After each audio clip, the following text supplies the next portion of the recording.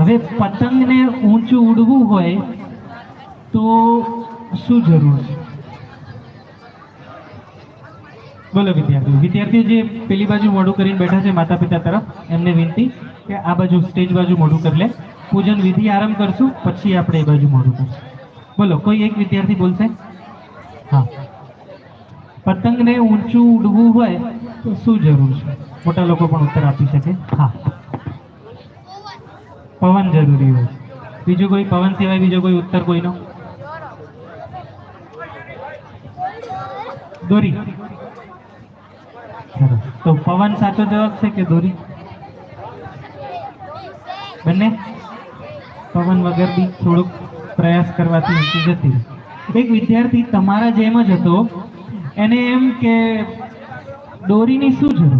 પવન હોય એટલે આપણો પતંગ તો ઊંચો ઊંચો ઊંચો જતો જાય. તો એવું કરવા માટે ધાબા ઉપર ચડી ગયો, ફિરકી લીધી, પતંગ ચગાવવા માટે થોડોક ઊંચો ગયો, નાનકડો દેખાય પતંગ ઊંચો થાય. પછી એના મિત્રને કે જો આ પતંગને બહુ ઊંચો જશે. ક્યારે? જ્યારે હું આ દોરી કાપી દઈશ. હવે વિચાર કરો કે દોરી કાપવાથી પતંગ ઊંચો જાય કે નીચે આવે?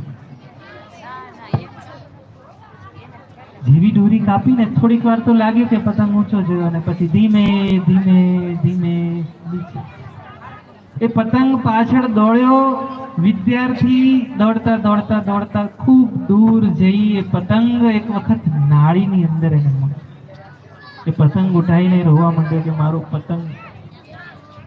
વિદ્યાર્થીઓ, આ જે પતંગ છે ને એ આપણે છે, અને એ જે દોરી છે ને એ દોરી આપણા માતા પિતા ગુરુજનોના જે સંસ્કાર છે, જે આપણે શિક્ષા મેળવીએ છીએ, જે માતા પિતાના સંસ્કારો આપણને મળે છે, એ જીવનની દોરી છે.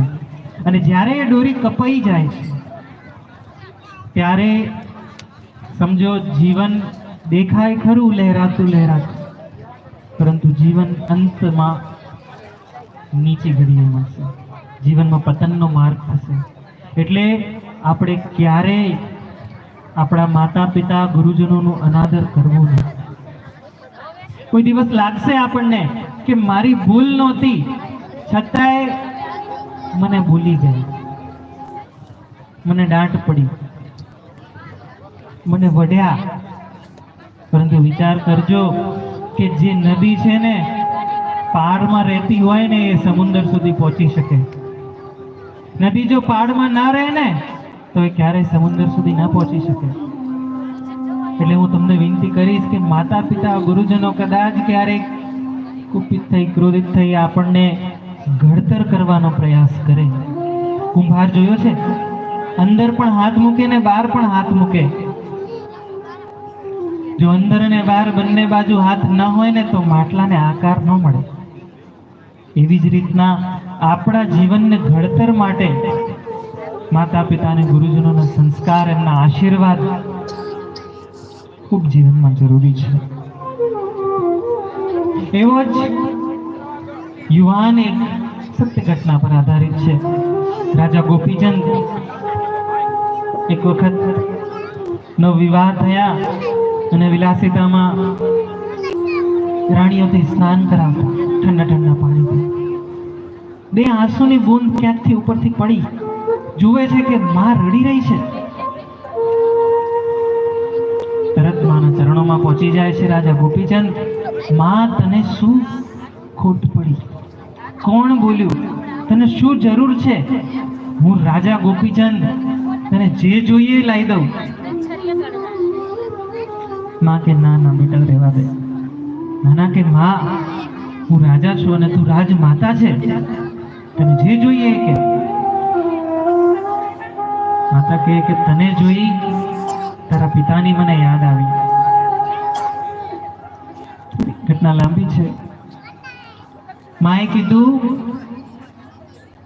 કે રાજપાટ તો એક દિવસ કદાચ છૂટી જશે, પરંતુ તું એવા રાજને પામજે, એવા પદ ઉપર વિરાજિત થજે કે ત્યાંથી તારું પતન ન થાય.